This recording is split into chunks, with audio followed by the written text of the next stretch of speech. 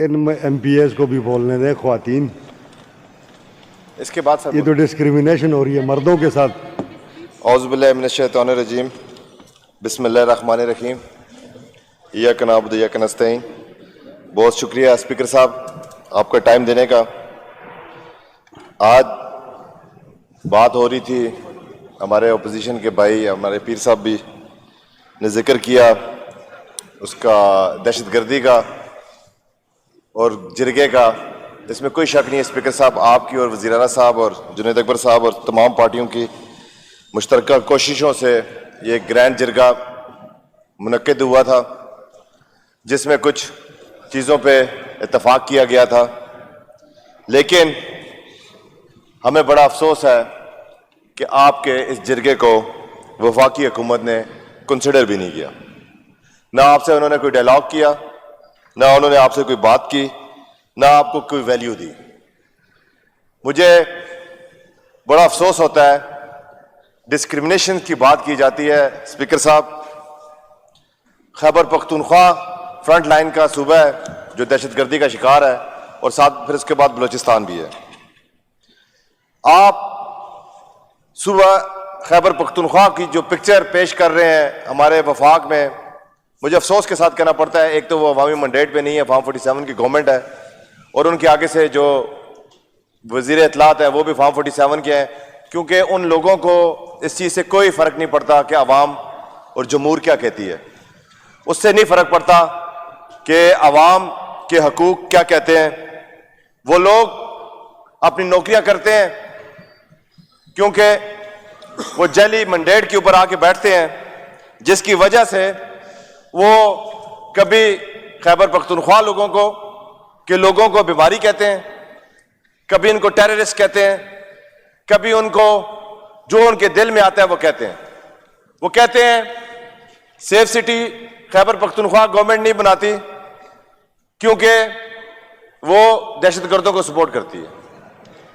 کتنا بڑا الزام ہے اس خیبر پختونخوا کی تمام جماعتوں کے اوپر. جو لوگ قربانیاں دیتے ہیں, جو لوگ دہشت گردی کا شکار ہوتے ہیں, انہی کو دہشت گرد کہہ دیتے ہیں. آپ لوگ جا کے قطر میں مذاکرات کریں تو وہ جائز ہے, ہم کہیں مذاکرات کی بات کریں تو ہم دہشت گرد ہیں. آپ لوگ ہمارے 2250 ارب سے زائد کی رقم آپ لوگ ہمیں نہ دیں اور ہمیں کہیں کہ آپ لوگ سیف سٹی نہیں بنا سکتے. بھائی ہمارا تو انفراسٹرکچر سارا ڈیمیج ہوا ہے. ہمارے تو آپ نے جو پہلے آپریشنز کیے ہیں, جو پہلے کمٹمنٹس کیے ہیں, ان میں سے کوئی کمٹمنٹ آپ لوگوں نے پوری نہیں کی. وہ ابھی تک آپ لوگوں کے لوگ ان کو دیکھ رہے ہیں. کل ہم نے خیبر پختونخوا کے حوالے سے پی ٹی آئی کا بڑا کلیئر سٹانس ہے کہ جو ملک اور عوام کے ساتھ قتل عام کرتے ہیں, دہشت گردی کرتے ہیں, وہ پاکستان کے اور ہمارے دشمن ہیں. دہشت گردوں کا نہ کوئی مذہب ہوتا ہے نہ ان کی کوئی جماعت ہوتی ہے. یہ پاکستان تحریک انصاف کا کلیئر مینڈیٹ ہے. کلیئر انہوں نے کیا ہوا ہے کہ ان کے ساتھ ہمارا کوئی تعلق نہیں ہے. ہم اس چیز کو کنڈیم کرتے ہیں. کل ٹانک میں ہمارے پولیس کے اہلکار شہید ہوئے, ہمیں اب بے حد افسوس ہوا ہے. ہم یہی تو کہتے ہیں جو اہلکار شہید ہوتے ہیں وہ بھی ہم ہیں, جو آپریشن میں بے گناہ بندے مارے جاتے ہیں وہ بھی ہم ہیں. ہم ہی شکار ہیں اور ہماری بات آپ لوگ نہیں سنتے. اس کے ساتھ آپ لوگوں نے جو فارم 47 کا آج آپ لوگوں کو پتہ چل رہا ہوگا کہ اس کا کیا نقصان ہوتا ہے. جب حکومت عوام کی مرضی کی نہیں ہوتی نا, تو اسی وجہ سے اسلام آباد میں بھی یہ بلٹ پروف گاڑیوں میں پھرتے ہیں. ہمارے پاس, ہم اس عوام کے لیے بلٹ پروف گاڑیاں کہاں سے لائیں؟ ہم وسائل ان کو کہاں سے دیں؟ اس ملک کو کیا آپ پاکستان کو سیکورٹی رسک بنانا چاہتے ہیں؟ آپ لوگ کہتے ہیں یہاں پہ حملے ہوتے ہیں, کیا اسلام آباد میں حملے نہیں ہو رہے؟ کیا وہاں پہ G11 کی کچہری میں حملہ نہیں ہوا؟ کیا بلوچستان میں جو حکومت ہے وہ پاکستان تحریک انصاف کی ہے؟ وہاں پہ کتنے سیف سٹیز آپ نے بنا لی ہیں؟ آپ نے کتنے وسائل کا وہاں پہ چیک کیا ہے؟ جناب اسپیکر, اسی طرح کی بہت ساری باتیں ہیں. میں اس کے ساتھ ہی ان لوگوں کو سب سے بڑا दुख ये है कि मैं सबसे पहले तो वज़ीर आला साहब को और सबको पाकिस्तान तहरीक इंसाफ वालों को सारों को मुबारकबाद देता हूं, जिस तरह इन्होंने कराची में अपना स्ट्रीट मूवमेंट चला रहे हैं, जिस तरह अवाम जोक दर जोक इनके साथ चल रहे हैं, लाहौर पंजाब में जिस तरह चल रहे हैं, इनको खौफ पैदा हो चुका है इनको। और जब कोई बात समझ नहीं आती ये फिर डराने पे लग जाते हैं, ये फिर लोगों को दहशतगर्द कहने लग जाते हैं, फिर ये हुकूमतें ख़त्म करने के चक्कर में लग जाते हैं।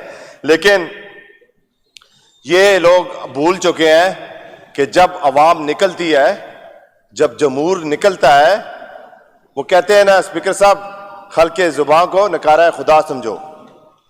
ये अवाम ज़बान खल को जी ज़बान खल को ज़बान खल को नकारा खुदा समझो। ये अवाम की मंडेट को समझें, ये समझें कि ये अवाम अब और इन चलाकियों में नहीं आएगी, अब और किसी धोखे में नहीं आएगी। इसी वजह से ये अवाम ने कराची का जिस तरह आप लोगों ने देखा कि सिलसिला वहाँ पे अवाम निकली है, और इंशाअल्लाह इसी तरह अल्लाह के फजल करम से वो दिन दूर नहीं है जब पाकिस्तान में हकीकी आज़ादी होगी और हकूक़ का, अवाम के हकूक़ का तहफ़्फ़ुज़ किया जाएगा।